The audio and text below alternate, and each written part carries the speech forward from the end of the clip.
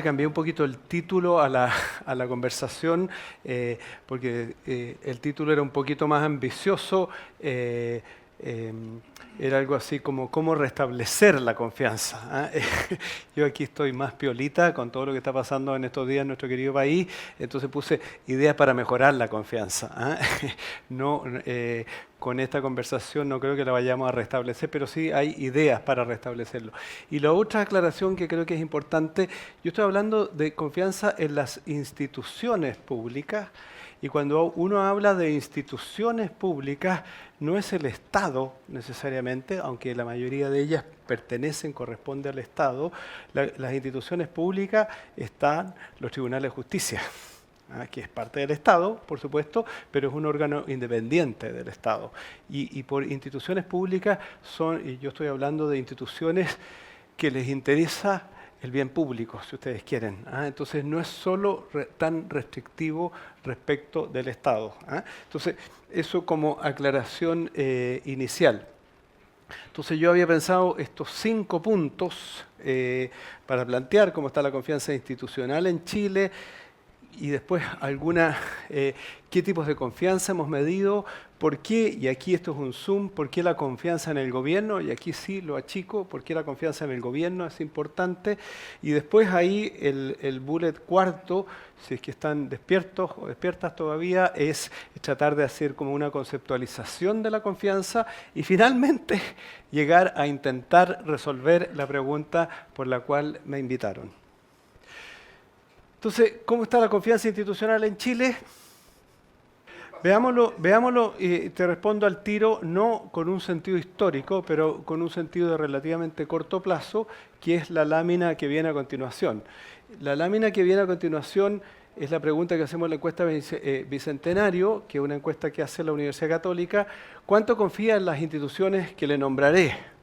El gobierno, los partidos políticos, los parlamentarios, los tribunales de justicia, las empresas y las Fuerzas Armadas, que son instituciones, y no es respuesta a la pregunta exacta tuya, pero en verdad esta encuesta nosotros la estamos haciendo desde el año 2006, y desde el año 2006 la confianza en las instituciones baja. Entonces, en algunas ha bajado un pelito más, pero en el caso de los partidos políticos debe haber bajado de 6 a 4 el año 2011, a 1 el año 2019. O sea, no digamos que ha habido un cambio de trayectoria gigante. Entonces, por lo menos en términos de confianza en las instituciones, yo diría en el mediano plazo, si tomamos 2006 a 2019, que es lo que hemos seguido en esta encuesta, en verdad que hay una baja confianza, o si ustedes quieren, desconfianza. Ahora, no tengo otras encuestas, probablemente puedan existir otras encuestas más antiguas, no sé cómo era la situación hace 50 años atrás, no lo sé,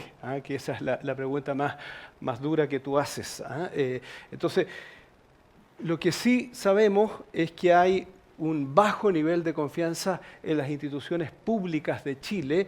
Como les digo, el gobierno, el 2011 tenía un 15, ahora un 8. Esta encuesta, aquí me falta, perdón, hay un tema ahí del copy-paste, el color, no sé qué color será esto, anaranjado, café claro, no sé cómo lo ven, eso es lo que corresponde al año 2019. Entonces, y la encuesta nosotros la hicimos antes de la crisis, la encuesta se hizo en septiembre de este año, antes que se desatara la crisis. Entonces, hay claramente un tema de baja confianza en todas estas instituciones, y después pongo otra institución, que concéntrense en este lado, que es una institución que ha sido importante en nuestro país, que es la Iglesia. Aquí estamos preguntando por la Iglesia Católica en celeste y las iglesias evangélicas en azul, un poquito más oscuro, y también la confianza en la Iglesia Católica, que es otra institución que uno diría también es parte del resguardo institucional del país, es baja. La Iglesia Católica tenía en el año 2006, quizás si la comparamos con esta secuencia, era una de las instituciones que tenía un mayor nivel de confianza, tenía cerca de un 45% de confianza ciudadana en la Iglesia Católica, hoy día está en un 13%. Entonces, primer dato del diagnóstico es, entonces la pregunta es, ¿cómo está la confianza institucional en Chile? uno diría bajita, bastante baja. ¿Y qué me importa? Esa ha sido un poco la respuesta que uno escucha en la calle. Bueno, los parlamentarios en verdad que a veces uno dice se lo merecen, que uno desconfíe, el gobierno depende del día, uno puede decir, pucha, la verdad también se lo puede merecer o no merecérselo, en fin, las Fuerzas Armadas, en fin, uno podría tener vaivenes, pero en verdad uno dice, bien ganada está a lo mejor la baja confianza y uno podría decir, bueno, pero yo sigo caminando por la vida y no me importa tanto esto. Vamos a ver que sí debiera importarnos. Y otra dimensión, lo vamos a ver en un minuto, esto es lo que vamos a llamar confianza interpersonal, que es distinto de confianza institucional, confianza en el otro. Yo confío o no confío en la persona que me encuentro en la calle, yo confío o no confío en mi vecino, por así decirlo. Y aquí hay, esto es un poco más antiguo, esto está hecho con la encuesta de valores, con la encuesta mundial de valores, y eso nos muestra dónde se posiciona Chile. Y la pregunta que se hace aquí es, ¿se puede confiar en la mayoría de la gente? Y nuestro querido país está bajito también en lo que podríamos llamar confianza interpersonal. Entonces, de alguna manera no confío en las instituciones, las Fuerzas Armadas, los tribunales de justicia, el gobierno, el Parlamento, pero tampoco confiamos mucho en las personas, en términos genéricos. Y esta confianza, algo de la pregunta que tú hacías, tampoco aquí la serie es tan larga, esta encuesta mundial de valores, pero aquí está puesto el año 90 y hay sí una disminución de la confianza interpersonal. Yo confío poco en los vecinos. Nosotros tenemos, no los quise latear con muchos datos para no marearlos, pero también hay un tema que después ya pueden echarle una mirada. Hay una página web que se llama encuestabicentenario.cl, pueden echarle una mirada y la encuesta de todos los años. También hay un tema que ya vamos a ir viendo, que por qué la confianza es importante. Confío en mis vecinos, confío en el barrio. En estos días, por ejemplo, todo el tema de seguridad, de delincuencia. Bueno, pucha, si uno confiara más en los vecinos, probablemente tendríamos otros escenarios. Entonces la confianza interpersonal también es un elemento importante. Entonces, tipo de confianza, algo me había anticipado, está esta confianza interpersonal, confío en el otro. Confianza institucional, que uno podría decir estas instituciones que vimos por separado, tribunales de justicia, el gobierno, el parlamento, incluso uno podría decir la Iglesia Católica, y confianza sistémica, que es, yo diría, un poquito más sutil la medición, porque uno es cuánto confío en el país. Ya es una que está debajo de esa pregunta, es más difícil de escudriñar lo que las personas responden. Ahora, nosotros también hemos medido, que es importante aquí este concepto que está puesto aquí como confianza, lo estamos poniendo confianza directa o indirecta. Hay un cientista político norteamericano que se llama Feno, de apellido. Entonces, él escribió este paper y él se pregunta, ¿por qué nosotros queremos tanto a nuestros congresistas y no tanto al Congreso? Entonces aquí hay otra distinción. Todo esto es un preámbulo para llegar a una definición de confianza, que es interesante distinguir entre lo que llamamos confianza directa e indirecta. Nosotros preguntamos, o sea, ¿usted confía en el Parlamento? Por ningún motivo. ¿Confía en el parlamentario o la parlamentaria por la cual votó? Eso es distinto. ¿Usted confía en la banca? No confío nada en la banca. Pero ¿usted confía en el banco en el cual tiene su cuenta corriente? Podría ser. Entonces, eso es confianza directa o indirecta, y esa es esta paradoja que planteó este cientista político, Feno, que es interesante porque, claro, si uno dice cuál es la confianza institucional del Congreso, 5%, uno dice, bueno, ¿y cómo salen los parlamentarios reelectos? ¿Cómo se reeligen estos parlamentarios? Y pueden estar 3, 4, 5 periodos, porque hay una confianza directa. Esta persona me representa, no sé cómo andábamos en Chile en eso, esta persona se reporta, yo estoy alineado con lo que esta persona hace. Entonces, ojo, que también está esta dimensión que no siempre se mide, que es esta confianza directa versus indirecta. Y nosotros aquí, por ejemplo, confianza en el Parlamento, Esto es la encuesta del año 2017. Este ejercicio de confianza directa e indirecta no lo hemos hecho todos los años. Entonces, confianza en el Parlamento, 4%. Confianza en el Parlamento entre los que efectivamente votan, 5%.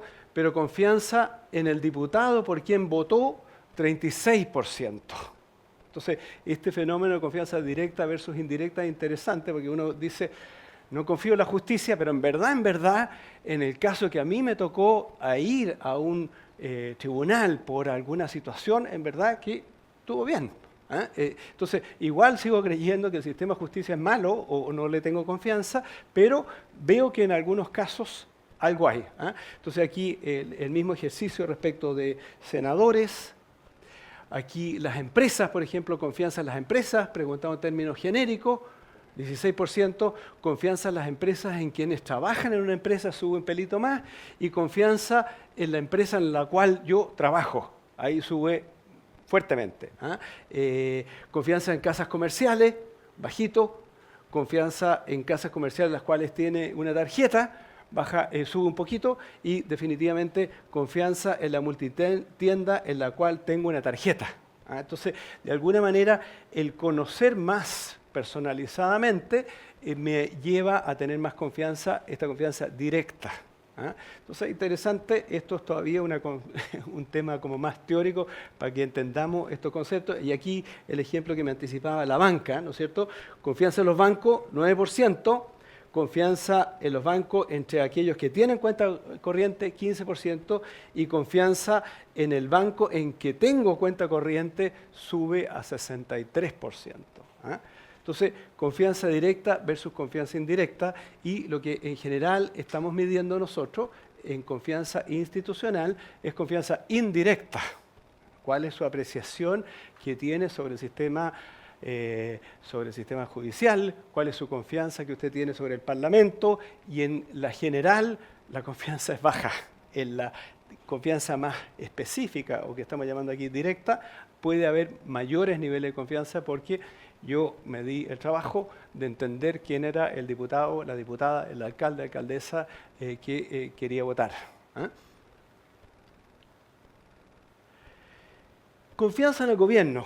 Dentro de las confianzas institucionales vimos confianza en el Parlamento, vimos confianza en el sistema judicial, confianza en el gobierno.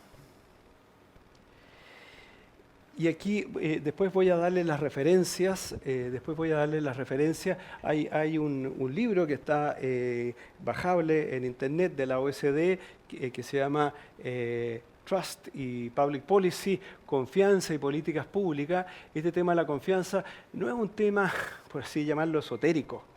No es un tema de una intríngulis sociológica. O sea, la OECD, que es la institución que de alguna manera, no sé si dictamina, pero da pauta sobre el ejercicio de las buenas políticas públicas a los países desarrollados, ha hecho estudios sobre la confianza. Es un tema que le preocupa la confianza y ya vamos a ver por qué. Entonces, lo que muestra aquí esto, y esto está sacado de la OECD, el cuadradito arriba es confianza el año 2017 y la línea en azul es confianza al 2015, y en general la confianza entre el año 2007 y 2015 ha bajado. Aquí está nuestro país, que está alrededor del 30. Ojo, esta pregunta es confianza en el gobierno. Confianza en el gobierno, y esto, como dice el dicho popular, mal de muchos, no es el mejor de los consuelos, pero lo que la OECD plantea es, ojo, la confianza en los gobiernos ha decaído en toda la OECD. No es un problema, si bien el punto de partida de nuestro querido país ya era bajo en comparación a la OECD, y bajó más entre el año 2007 y el 2015 en comparación, por ejemplo, por supuesto, con países como Suiza o Canadá o Luxemburgo. Y ellos hacen esta correlación. Esto no es una regresión, no hay causalidades, pero hacen esta correlación entre confianza en el gobierno nacional versus percepción de corrupción en los gobiernos. Y como ustedes pueden ver, la correlación funciona bastante bien. Correlación, que significa una asociación. Esto no es causalidad, es una asociación, ¿no es cierto? Nuestro querido país, yo tengo la sensación, los datos duros lo evidencian así, que Chile, si bien hemos visto casos de corrupción en el gobierno, en los gobiernos, el nivel de corrupción del gobierno es relativamente bajo, medido objetivamente, pero subjetivamente hay una impresión de que la corrupción en el gobierno es alto y eso se correlaciona con una baja nivel de confianza en el gobierno. Entonces, la OECD pone mucho énfasis en los gobiernos dentro de las instituciones públicas, porque obviamente el gobierno es el ejecutivo, es el que lidera de alguna manera, el que está en la frontera de avance de las instituciones públicas, en comparación probablemente al Parlamento, sobre todo en Chile, que es un país tan presidencialista, en relación al poder legislativo, etc. Entonces la OECD pone mucha fuerza en que es muy importante preservar, mantener, empujar, mejorar, o lo que me pedían en la charla, de asegurar la confianza en las instituciones públicas. Y este es otro gráfico también de la OECD, que es interesante, de nuevo, una correlación solamente no es predictivo, pero que también ellos encuentran una asociación entre confianza en el gobierno y, por ejemplo, confianza en las instituciones y la banca. Entonces, digamos, de alguna manera, la confianza en el gobierno o la baja confianza en algunas instituciones públicas también permea a instituciones privadas. ¿No es cierto? Porque de alguna manera el imperio de la ley, el Estado de Derecho lo asegura el gobierno. Entonces yo puedo tener mi cuenta corriente en mi banco, que es un banco internacional, cuyos depósitos están asegurados, etcétera, etcétera, pero el imperio de la ley, en el momento de los que hubo, si yo tengo que demandar al banco, voy a necesitar el sistema de justicia, voy a necesitar al gobierno, ¿me explico? Entonces, ojo, estas son correlaciones solamente, pero es interesante, y por eso que la OECD le pone tanto énfasis en la confianza en el gobierno, porque hay una asociación entre confianza en el gobierno y confianza en otras instituciones, en este caso privadas, como es la banca, pero que son importantes para el bienestar, para el desarrollo económico de los países, ¿sí?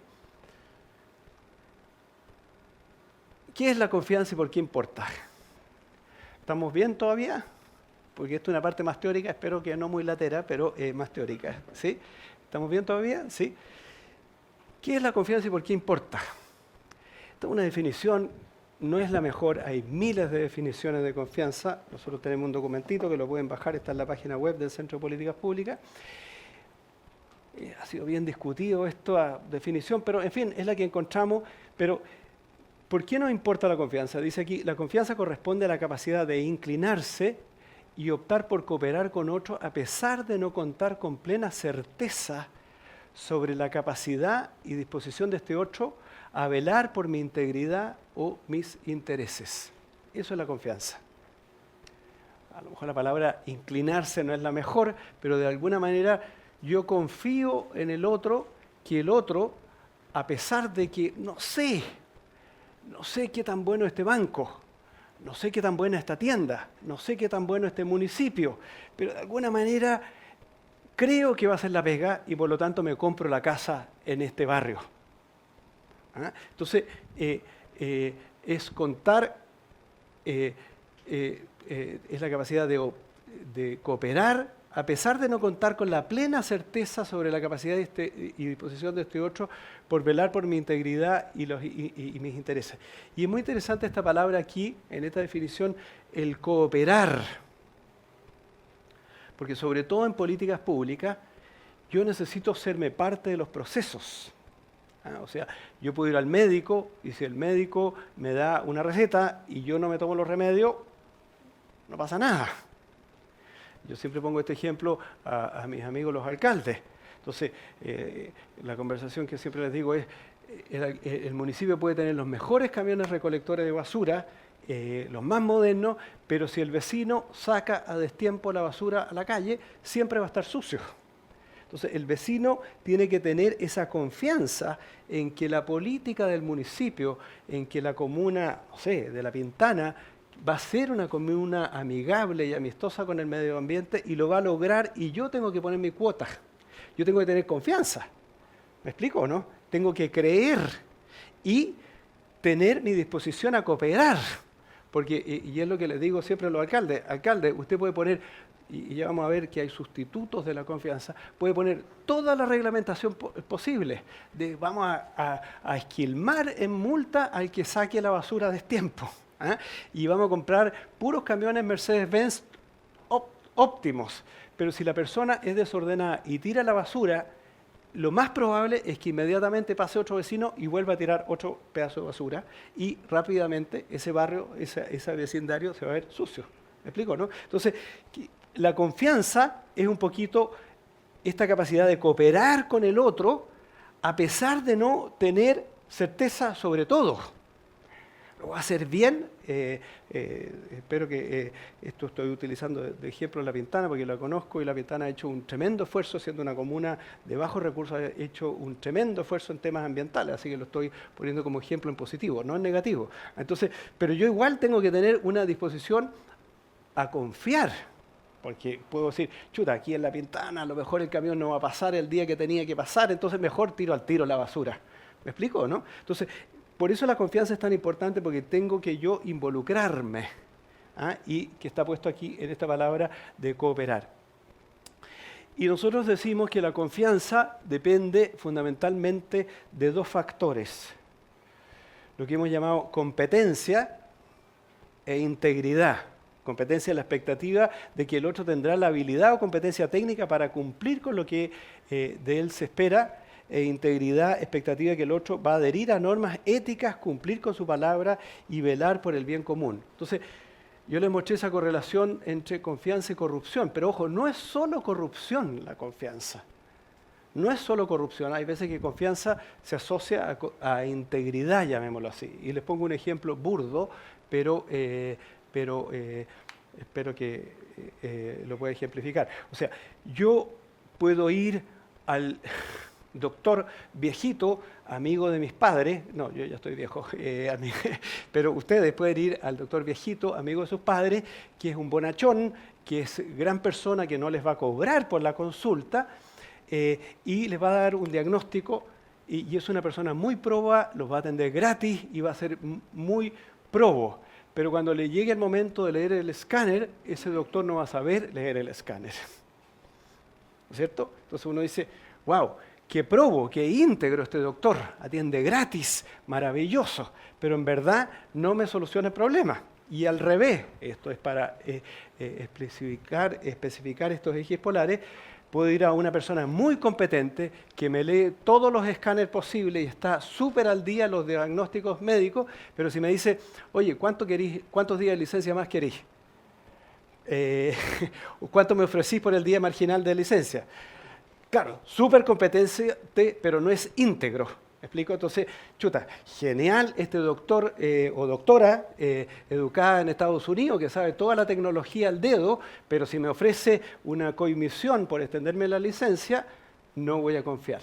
Entonces, esto es importante porque hay veces que se pone todo el énfasis, por supuesto, en el restablecimiento. Y voy a insistir al cierre de esto en por qué, cómo intentar restaurar la confianza en las instituciones en Chile. Ojo, no es solo integridad.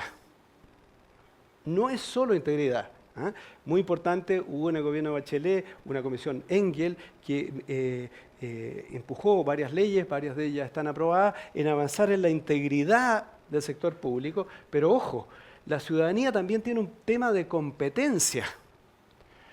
Yo desconfío del consultorio porque me atienden mal, porque no me dan la hora, o si me dan la hora, cuando llego no está la solución que quiero. ¿Me explico? Entonces, y yo tengo que cooperar en esto. Nosotros hemos hecho varios estudios, si hay tiempo después les cuento, hemos hecho varios estudios sobre las listas de espera.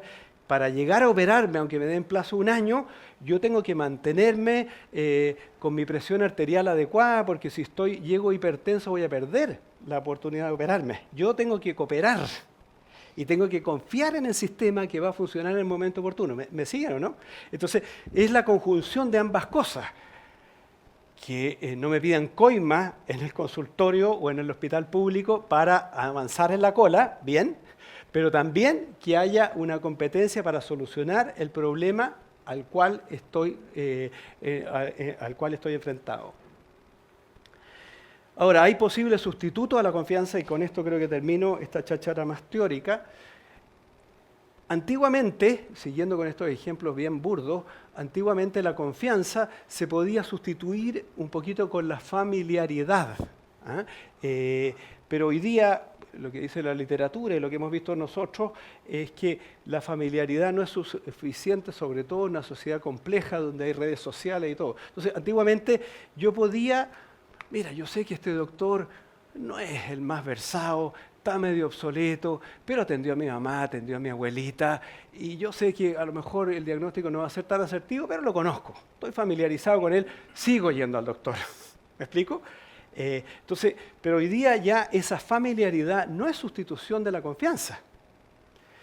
Y otro sustituto de la confianza es el control, que es parte un poquito de las confianzas. Regulemos. Regulemos, dado que no sé cómo cómo esta persona va a actuar en términos de integridad y competencia técnica, regulémoslo todo. ¿Me explico? Entonces, ahí hay otra forma de sustituir la confianza, y por eso que nosotros ponemos este balance, porque al no haber confianza en el sistema, en la institucionalidad, yo necesito regularlo todo. Todo. Y seguro, me tocó participar al inicio de este gobierno en este Consejo de Infancia, al principio de este gobierno, y uno ve los estándares técnicos del Sename. Increíble. Todo definido, impecable. El único problema es que la subvención que el Estado le da a los colaboradores del Sename alcanza a financiar un 20% de la prestación. Entonces, desconfianza total en el prestador. Se llaman las instituciones privadas sin fines de lucro, las fundaciones que colaboran en el Sename, son colaboradoras del Estado. Tienen que sacar una certificación, ya estoy apurado, tienen que sacar una certificación para ser colaborador del Estado. Sin embargo, el Estado desconfía de ello y responde con una regulación gigante para intentar controlar. Voy a saltarme aquí. La OECD, de alguna manera, toma los mismos conceptos nuestros, competencia e integridad, nos copió porque nosotros lo sacamos antes, el 2015, lo de la OECD es creo del 2017, entonces ellos hablan de competencia, y aquí hay tres características de la competencia, y en vez de integridad ellos hablan de valores, pero básicamente es competencia versus integridad. Entonces, la confianza es importante. ¿Por qué necesitamos confianza? Para la economía, porque me da espacio para tomar riesgos, para la inversión, incentiva la creatividad y la innovación. Si está todo regulado, si yo soy colaborador del Sename, el ejemplo que más conozco, no vengo del mundo financiero, evidentemente, si es que yo tengo que tratar a un niño que está en una situación de mucha complejidad o de mucha vulneración social, probablemente los estándares y lo que ha definido el Estado no me sirve. Yo tengo que ir más lejos, tengo que innovar, tengo que cambiar, y por eso es que necesito más espacio de la confianza. Para la política permite movilizar reformas, da legitimidad y estabilidad a las políticas, y para la sociedad incentiva la cooperación y la cohesión. Y aquí, de nuevo, la OECD también un poco redunda un poco en estos argumentos. Y ideas para mejorar la confianza institucional. Aquí, lo siento, hasta aquí creo que iba relativamente bien. Aquí no hay solución fácil. Esto es para estimularlo. No hay solución fácil. Yo puse algunas cosas que son este estilo de cosas.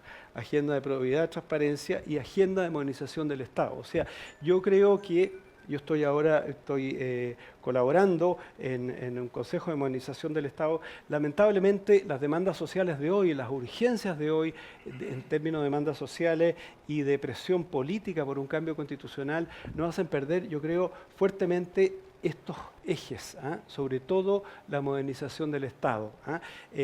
Hay mucho enojo, hay mucha amargura sobre el Estado que ha sido incapaz de resolver los problemas. Esto, yo ocupo aquí mucho una distinción que hace Francis Fukuyama, que habla entre capacidad y alcance. O sea, no es que necesitemos un Estado más grande, necesitamos un Estado más capaz. Transversalmente, yo estoy en la Universidad Católica, pero hemos trabajado con varias personas de distintas universidades, de distintas miradas políticas. Lo que necesitamos es que un Estado sea más responsivo, no sé si existirá en castellano esa palabra, más responsivo a las preocupaciones y a las demandas de las personas. Y aquí nos hemos enredado mucho, porque hay cuotas de captura, etcétera. Aquí hay una agenda, el actual gobierno tuvo una agenda de modernización del Estado bastante ambiciosa, que se ha estado avanzando. Obviamente que todo este estallido social desperfila el énfasis en esta agenda de modernización del Estado, pero yo creo que es súper importante y si quieren podemos conversar de alguna de estas salidas. Entonces, lamentablemente, la confianza en las instituciones la necesitamos porque los sustitutos, esta familiaridad, creo que hoy día en una sociedad compleja es difícil.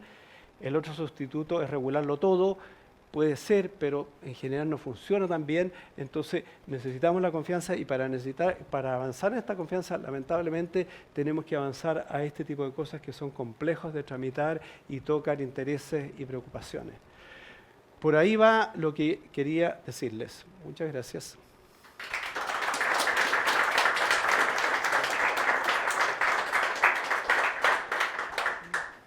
Se está viendo que actualmente la situación de las pymes en Chile es dramática en todo sentido. Los pronósticos económicos del país no son para nada buenos ni alentadores.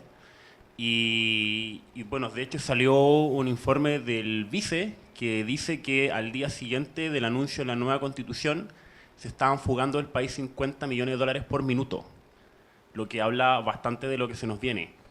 Entonces, en un escenario en que pareciera que hay poca confianza en las instituciones, como usted bien menciona, donde pareciera ser que nuestro Poder Ejecutivo tiene problemas de integridad, no tanto así de competencia, nuestro Poder Judicial tiene serios problemas de integridad, no así de competencia, y nuestro Parlamento tiene serios problemas, por un lado de integridad y por otro lado también en parte de competencia. Quisiera saber cómo usted plantea o sería una opción de poder devolver la confianza sobre todo a la inversión y a las pymes para que vuelvan a recuperarse como estaban.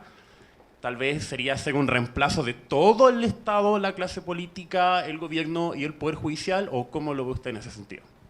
Gracias. Es más difícil la pregunta de lo que esperaba. A ver, yo no estoy en el tema de las pymes, pero me quedo con una respuesta bien interesante que le escuché al ministro de Hacienda, que fue hace pocos días a Estados Unidos, y más que por el cambio constitucional le preguntaron por la violencia. Qué interesante, o sea, de alguna manera, y yo creo que me asumo a la mirada del ministro de Hacienda, yo creo que en Chile dentro de todo somos gente relativamente sensata. Yo he estado en Cabildo más cargado a la izquierda, Cabildo más cargado a la derecha, y en general hay una relativa sensatez. O sea, entonces yo creo que va a primar la cordura, pero el tema de la violencia es más complicado, porque eso es absolutamente impredecible. Entonces yo creo que una cuestión importante para avanzar en mayor confianza en el país, en la inversión, más que definir ex ante cuáles van a ser el marco jurídico institucional de una constitución que la vamos a empezar a discutir en octubre, en noviembre de este otro año, más que me digan ahora, porque eso va a ser imposible, que me digan cuál va a ser el régimen de la propiedad privada hoy, que se va a empezar a discutir en noviembre de este otro año. Yo te diría que para mí lo más importante en este minuto es llegar a ponernos de acuerdo en un tema de seguridad y de orden público. Vamos a respetar ciertas normas de convivencia básicas, que a esta altura son ultra básicas porque tienen que ver con la seguridad individual, ¿ah? Y, por supuesto, el respeto a la propiedad privada, que es lo que las pymes han sido víctimas, no solo las pymes, sino que también el comercio establecido. Entonces, yo te diría, para mí lo más urgente es el orden público. No tanto así, y esto no es creatividad mía, estoy siguiendo la argumentación que dio el ministro de Hacienda. Lo de la Constitución, yo creo que vamos a converger en algo relativamente sensato. Las personas saben que Chile ha progresado.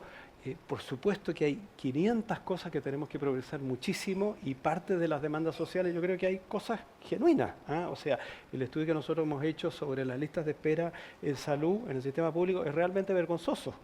Es realmente vergonzoso.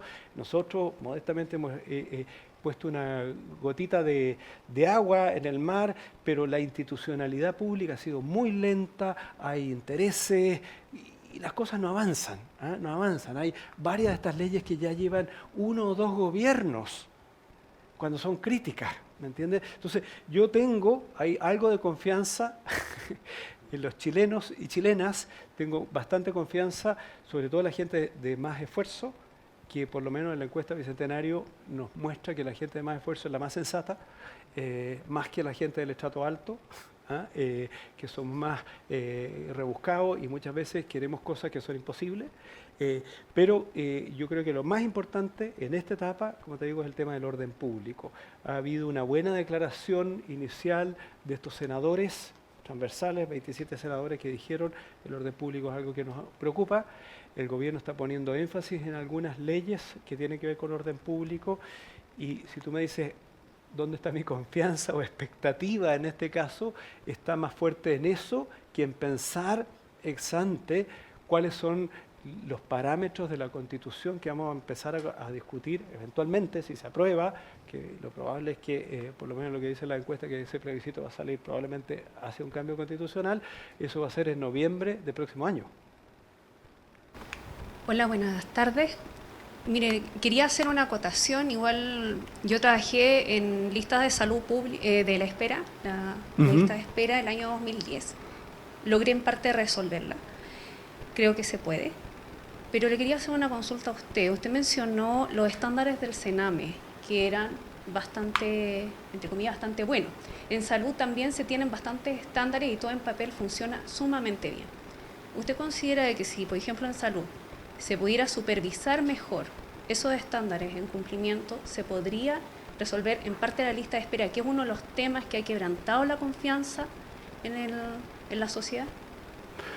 A ver, yo creo que la confianza pasa por esta integridad, ¿no es cierto?, y capacidad técnica. O sea, lo que nos dijo la gente en este estudio que hicimos es que, y sobre todo los funcionarios de los servicios de salud, que al final la medicina en Chile es buena. La salud pública en Chile es buena, o sea, la esperanza de vida ha estado incrementándose, es decir, por Dios, no nos olvidemos de eso. O sea, la esperanza de vida en Chile está tan alta, más alta que el promedio de la OECD, por Dios. O sea, la salud pública en Chile es buena. Ahora, que tengo que sufrirla un poco, si es que pertenezco al estrato socioeconómico bajo, la tengo que sufrir un poco, y por eso es que nuestra apelación es, probablemente no van a, por un tema de restricción económica, no vamos a poder tener quirófanos en cada esquina. Entonces el tema es cómo hago que la espera sea en confianza, en el sentido de que, ok, te vamos a pedir que te controles tu presión una vez al mes, para que cuando llegues a la operación no estés hipertenso, ¿ah?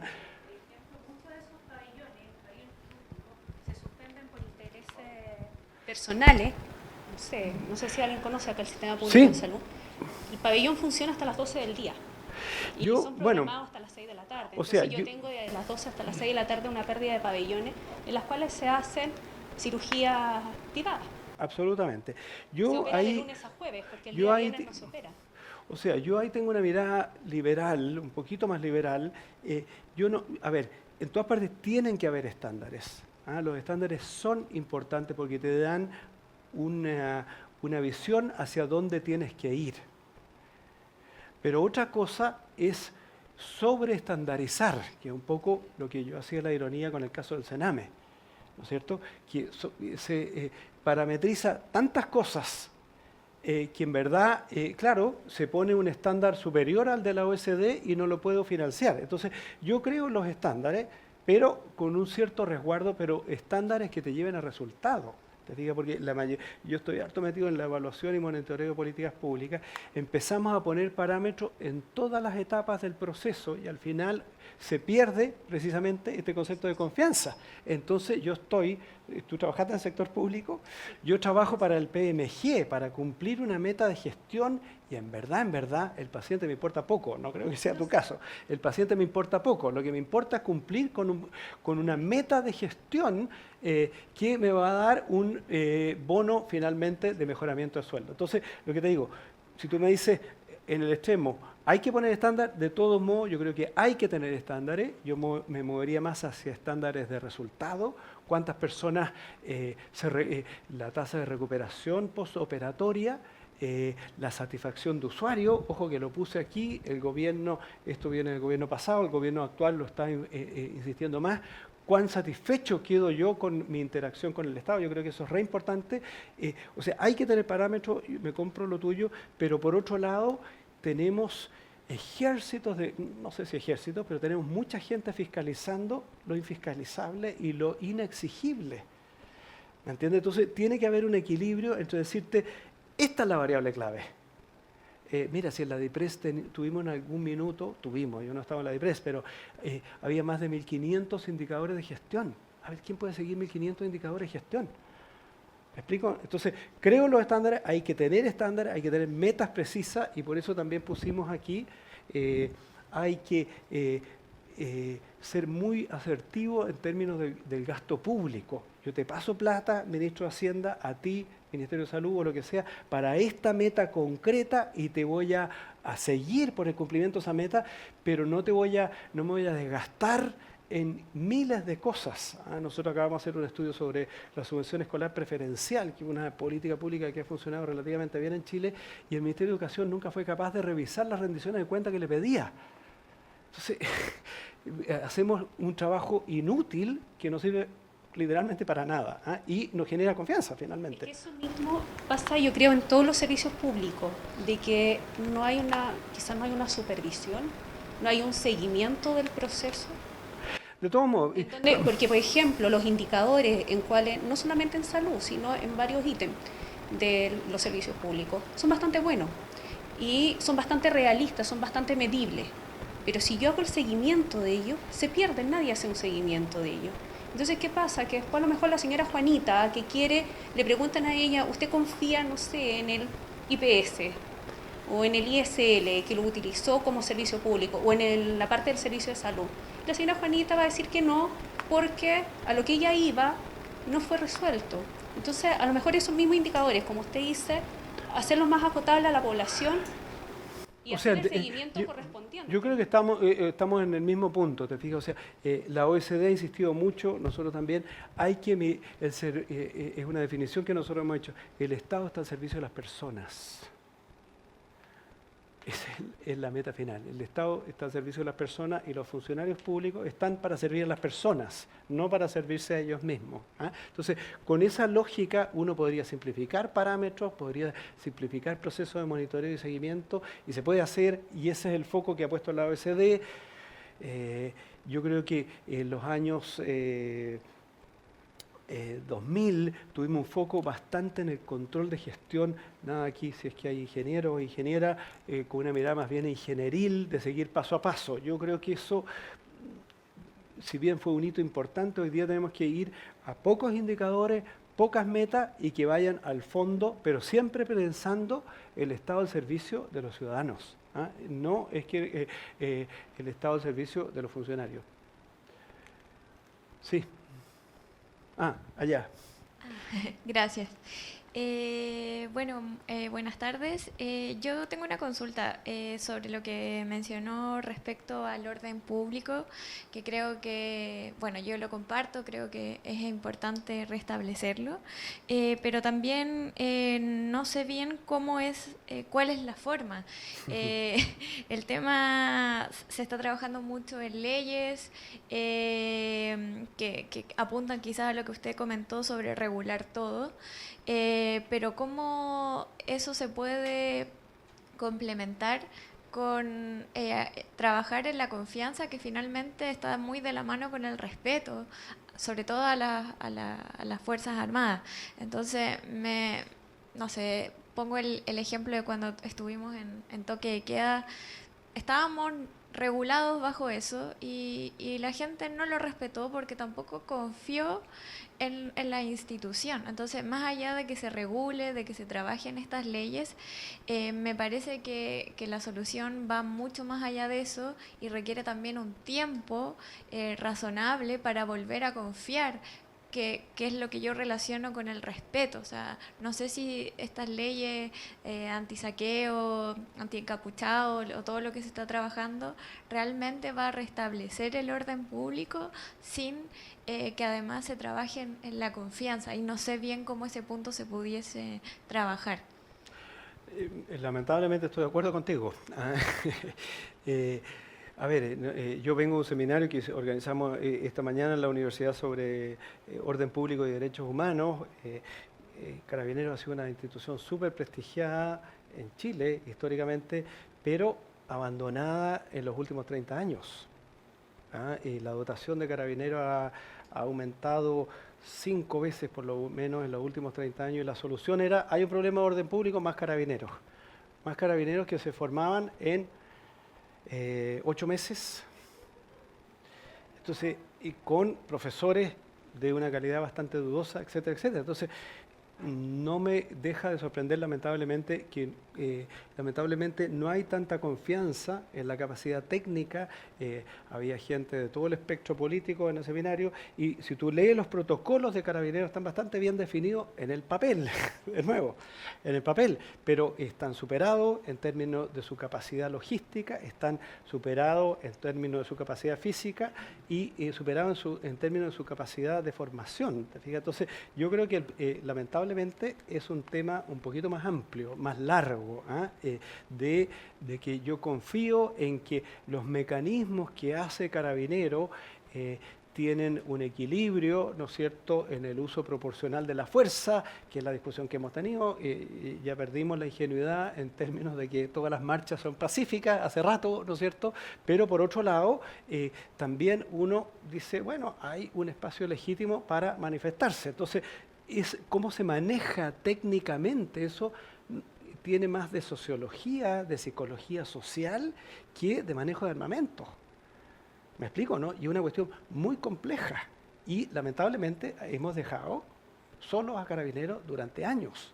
Entonces, es una formación de psicología social. No tiene que ver, a la postre, lo que se ha criticado más es lo de las escopetas, lo de los usos de los balines, que sí, ha producido daño y es complejo, pero tampoco sabemos si los balines han sido efectivos finalmente en controlar el orden público, ¿te fijas? Entonces, hay otras dimensiones que lo hemos dejado de lado, lamentablemente, y como te digo, cómo se controla una manifestación que parece pacífica y podría ser pacífica. Si yo reacciono muy fuerte, a lo mejor puedo provocar la violencia. Entonces, eso no es manejo de armas, es manejo de psicología social, ¿me explico? Y lamentablemente hemos dejado bastante solos a Carabineros. Y lo digo yo también, yo estoy metido en temas de políticas públicas hace rato, y el tema de seguridad, más allá de lo que han hecho los gobiernos, en general los gobiernos lo único que han hecho es aumentar dotación. Esa ha sido la solución. Entonces, lamentablemente nos rebota al gran tema en discusión. Y también la mirada del ciudadano. O sea, no sé si a ustedes les ha tocado viajar. O sea, en Estados Unidos, cuando tú llegas a Estados Unidos, hay una línea amarilla para mostrar tu pasaporte, y nadie se le ocurre cruzar esa línea amarilla. Nadie se le ocurre. Y hay, de alguna manera, un implícito de confianza de que ese funcionario tiene una normativa, un estándar, y que te va a tratar de acuerdo a los estándares que están establecidos, y que tú vas a tener un proceso, entre comillas, justo para el timbraje de tu pasaporte. Pero acá en Chile hemos perdido la confianza por ambos lados. Entonces, lamentablemente, creo que el orden público no es tan fácil de restablecer como tú dices. Estas leyes puede que ayuden en el margen, pero aquí es un tema, lamentablemente, de más mediano plazo. El gobierno ya tenía cerró en julio del 2018 una agenda de seguridad ciudadana bastante amplia que tiene más de 100 tareas, hay varias metas, ya hay un proyecto de ley de modernización de carabineros que toca un poco estos temas que estamos conversando, pero lamentablemente está en el Parlamento y lleva tiempo. Entonces, y ahí me cuelgo al otro tema, la ciudadanía, ¿por qué desconfía del Estado y del sistema político? Porque es lento. Y lamentablemente, y me cuelgo a la observación que tú haces, al parecer, no estoy de acuerdo para nada, pero la violencia posiciona mal los temas. Entonces, eso sí que es fatal para un país como nuestro querido país. O sea, uno quisiera, yo me desgasto yendo al Parlamento a tratar de mostrar evidencia, el costo, y al final un cabro o una chiquilla que tira una bomba es más eficiente que yo en convencer a alguien que escribe un documento y trata de mostrar la racionalidad de una política pública. No estoy respondiendo nada, estos son comentarios. Tenemos espacio para 2 preguntas más que habían levantado la mano antes. Bueno, yo soy del aspecto educacional, no tengo nada que ver con economía y con las preguntas que he escuchado. Pero así como dice Ignacio, la confianza es la base. Antes del 18 de octubre estábamos adentro de una olla a presión cerradísima, que se veía preciosa, pero no teníamos idea cuánto estaba sonando adentro. No solamente a nivel país, los colegios especialmente. O sea, en los colegios no nos creían los papás, no nos creían los profesores, no nos creíamos nadie. Era sacarnos los ojos unos a otros, en los colegios, que es la base de cualquier país. Entonces, este destape de la olla que nos hizo ver que pasan cosas, nos hacen empezar a conversar. Yo creo que hay una ignorancia en nuestro país tremenda de lo que realmente pasa, porque nos creíamos el cuento de la olla a presión que se veía preciosa, pero se abrió la olla a presión y nos damos cuenta que somos tremendamente ignorantes en muchos temas y de alguna forma los cabildos que se están armando nos han permitido conversar. A mí me agrada escuchar a esa chica de salud pública, me agrada escuchar a Ignacio, porque son personas distintas que uno escucha cómo ven las cosas. Y al empezar a conversar, al empezar a confiar en lo que está diciéndole el otro, empezamos a confiar en todos nosotros. Nos falta información, y nos falta información porque nos creímos el cuento sin indagar más allá. Hay buenas políticas públicas, hay buena educación, hay buena salud, pero de repente se destapa la olla y vemos todos los peros. Entonces, recuperar la confianza es fundamental con el otro. Y ahí tenemos un deber en que si no cambiamos nosotros mismos, no vamos a lograr cambiar nada en nuestro país. Es decir, buscamos la respuesta en las instituciones, pero todo parte por nosotros. Si nosotros somos capaces de recuperar la confianza en el otro, la violencia no cabe. Y si no cabe la violencia, empiezan las cosas a caminar lentamente. De hecho, en educación el trabajo colaborativo es lo que está instalado ya hace como 3 años. Porque sabemos que si no es con el otro, las cosas no funcionan.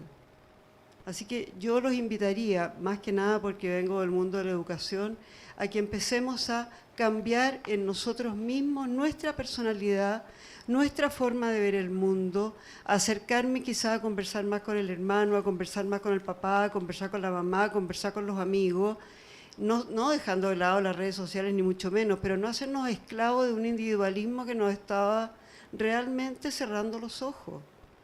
Tenemos que volver a mirarnos, volver a acercarnos y volver a tratar de construir este Chile que todos amamos, y las confianzas son la base.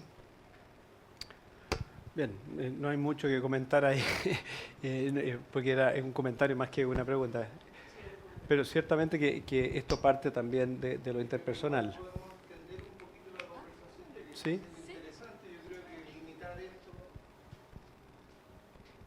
No son solo preguntas y respuestas, son comentarios. Sí. Hola, buenas tardes. Yo quería hacerle la consulta respecto a antes del 18 de octubre a la fecha.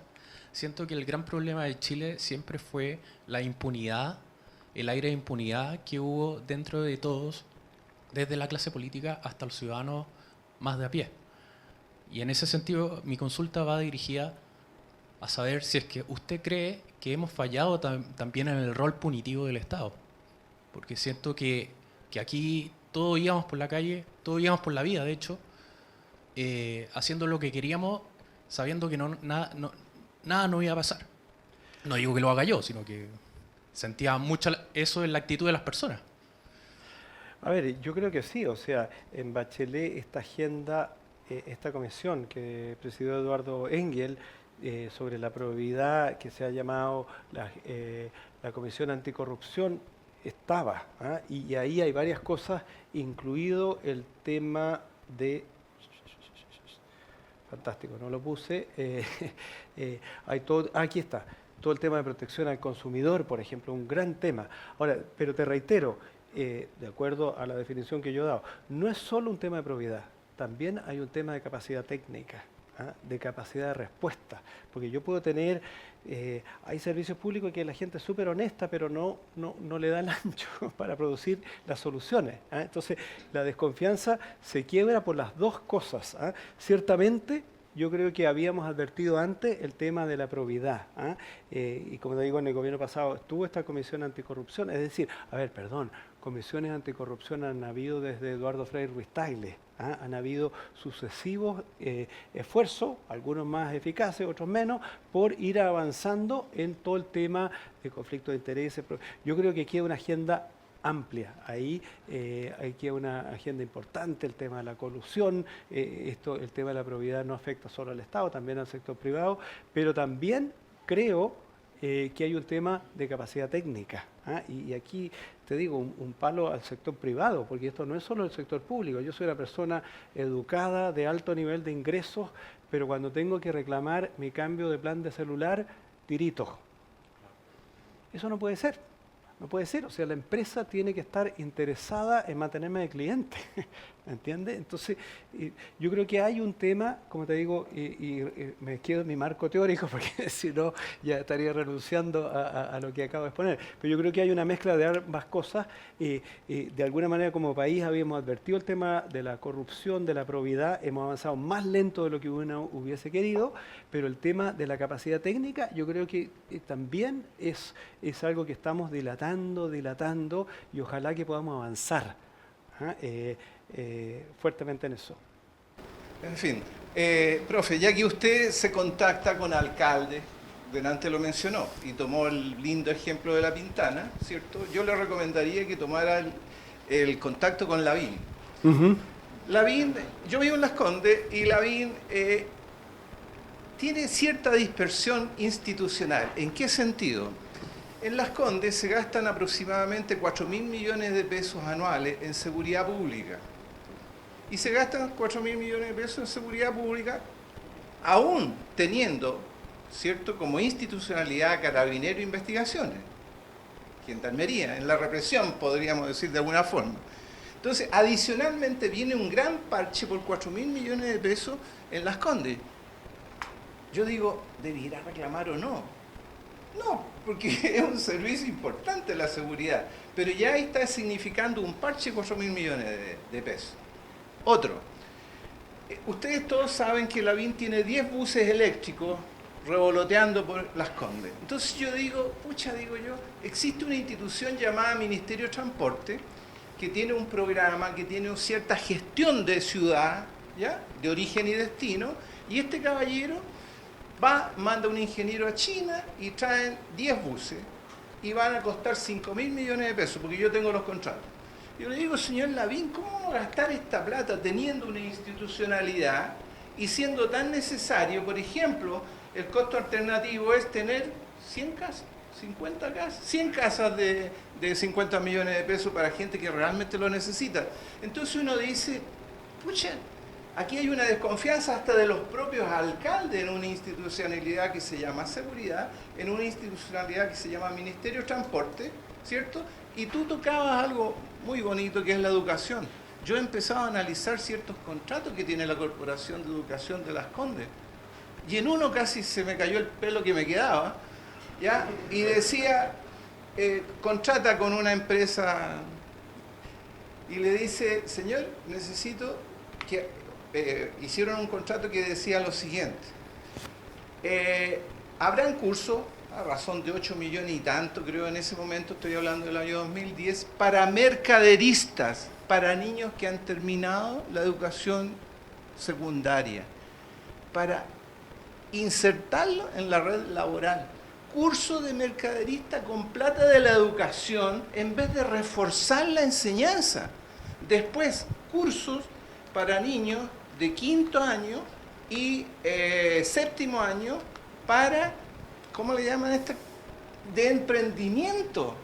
Y yo estaré tonto yo, o esta gente son unos tarados que en vez de reforzar la educación pública, ¿cierto? Aunque los niños ya sean medio debiluchos para entender estos temas, pero refuerzo en lenguaje, refuerzo en matemáticas, y no les voy a estar enseñando conceptos, ¿ciertos?, de emprendimiento, o en este otro caso tonto de mercaderista. Y yo tengo los contratos visibles, no lo he podido entender. Pero como tú bien dices, o el profe dice, es importante que el ciudadano se involucre, ¿ya? Para realmente tener confianza en nuestras autoridades. Así que un tirón de oreja a algunos alcaldes. Ya, pero ojo con lo que estás diciendo, porque tú estás haciendo una crítica política a Lavín, yo no lo voy a salir a defender, pero lo que te digo es que lo propio de la descentralización es... El teorema de la descentralización es la capacidad de dar respuesta a las necesidades locales. Entonces, La Pintana, hay un tema de equidad de los recursos, La Pintana versus Las Condes, pero La Pintana apostó al tema ambiental y otro alcalde apostará al tema de la educación y otro alcalde, que tiene más recursos, apostará a una diversidad de servicios. Pero es lo propio de la descentralización. Porque probablemente a los vecinos de Las Condes le aprieta más el zapato de la seguridad y por lo tanto presionan más a ese alcalde que dé respuesta en el tema de la seguridad. Es lo propio de la descentralización. Entonces, a lo mejor si yo vivo en La Pintana, ojo, estoy haciendo una caricatura, a lo mejor la apuesta por La Pintana Verde no me es tan importante. Yo quisiera otro, pero el alcalde, que es un ente político electo democráticamente, dice, aquí mi apuesta política está por esta dimensión, que es lo que la ciudadanía me pide. Te reitero, ojo, que es un tema, esto es el teorema de la descentralización. Los alcaldes están para dar respuesta a las necesidades locales. Lo que te quiero decir es que uno puede criticar a cada alcalde, y te aseguro que podemos criticar a los 345 alcaldes, pero lo propio del alcalde es distinguirse por la oferta de bienes públicos que él o ella puede ofrecer a su realidad local, porque ese es el principio de la descentralización. Entonces puede que a mí no me guste y probablemente a la vuelta no vote por él o ella, pero lo propio de un alcalde es responder a las necesidades locales. Y si siente que la presión local está en una cosa, el alcalde va a responder por esa cosa. Ahora, ¿qué es sobre respuesta o baja respuesta? No lo sé. Estamos sobre la hora.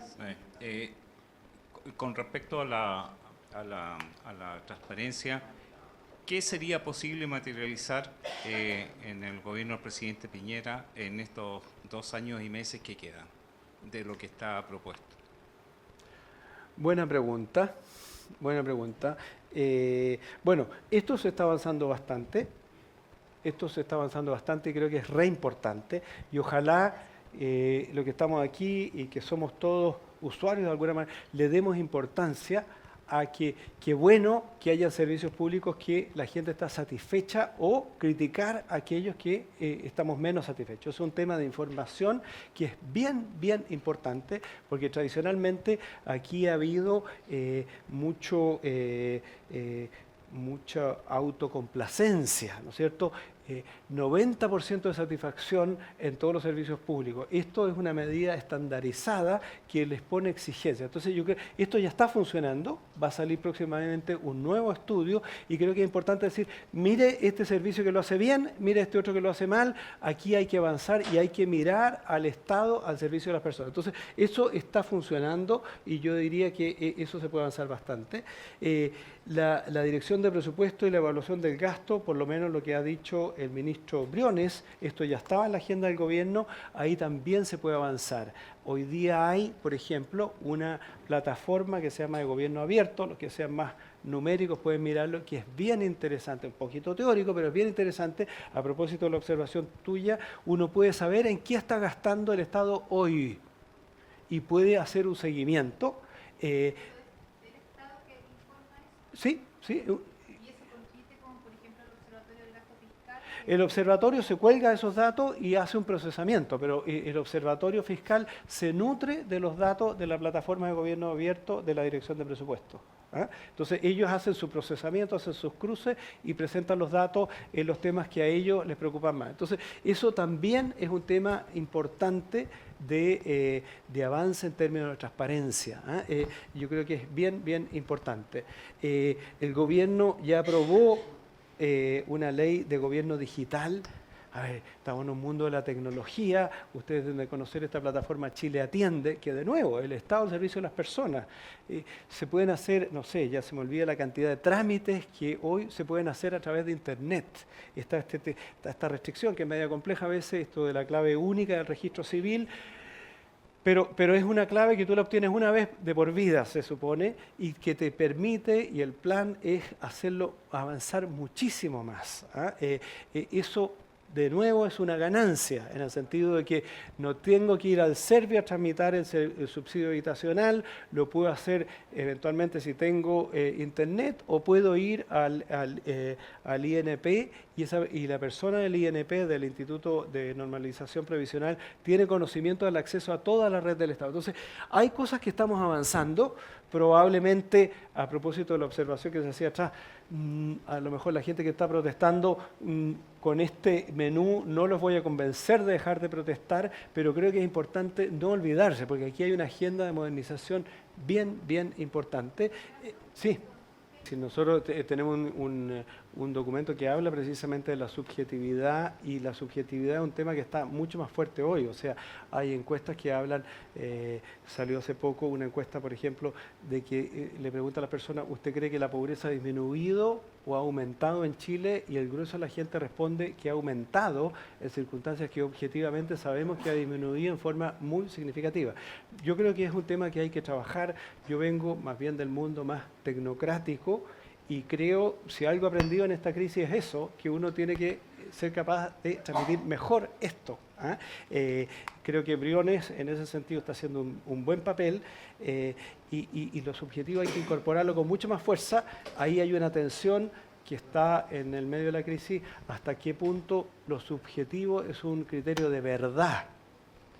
¿Me explico, no? Porque una cosa es que las personas me digan, yo creo que la pobreza no ha disminuido o ha aumentado, pero yo sé que objetivamente está disminuyendo. Entonces, ¿cuál es mi asignación del gasto? ¿Cuál es mi decisión política respecto a la pobreza? ¿Me explico o no? Entonces, seguramente yo tengo que trabajar y convencer a la población que estamos mejorando las condiciones de vida de las personas más pobres, pero no necesariamente, no sé, hacer determinados programas que ya han ido mostrando éxito. No sé si me explico. Entonces, hay que incorporar de todos modos el parámetro de la subjetividad hoy. También lo hice en la OECD, y ahí un mea culpa personal. Los tecnócratas hemos sido bastante tecnocráticos en decir indicadores, estándares, parámetros, y por eso es que creo que la satisfacción de usuario es una buena conjugación.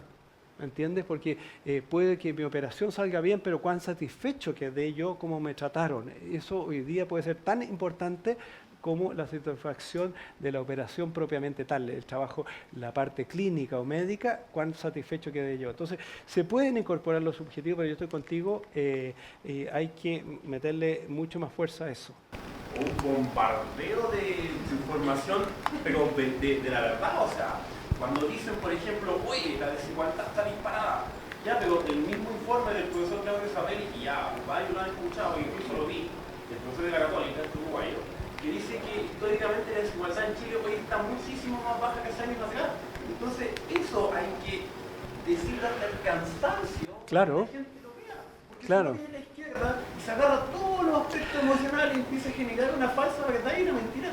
Está bien, está bien. Y yo estoy contigo desde el plano de la racionalidad, pero hay que comprar también el punto de la vecina. Te fijas que igual hay desigualdad en el acceso a la salud, por lo menos. Entonces, lo que te quiero decir es que yo conozco los estudios de Claudio, son impecables, tiene toda la razón, la OECD demuestra que Chile va cayendo en la desigualdad en la distribución de ingresos de todos modos, pero con ese documento no voy a salir a convencer a nadie en las calles. ¿Me entiendes? Entonces, el plano de la subjetividad es un plano muy importante que tenemos que abordarlo y en cosas sutiles. O sea, lo que nosotros estamos haciendo para el Ministerio de Salud no es decirle que va a esperar menos tiempo, porque los quirófanos son finitos, pero sí decirle que cada un mes lo voy a llamar a la persona y quiero saber cómo está, esperando la operación, ¿me explico? Y eso es subjetivo, no le he mejorado su condición de salud, sigue esperando el quirófano, pero sí muestro una preocupación por la persona. Eso no es mucho más caro. Entonces, te digo, el plano de la subjetividad está instalado, a mí, igual que a ti, probablemente me pone nervioso a veces porque aquí están las cifras duras, pero eso lamentablemente ya no basta para convencer a nadie. Tenemos que terminar aquí. Le agradecemos que hayan venido. Tenemos este Muchas gracias.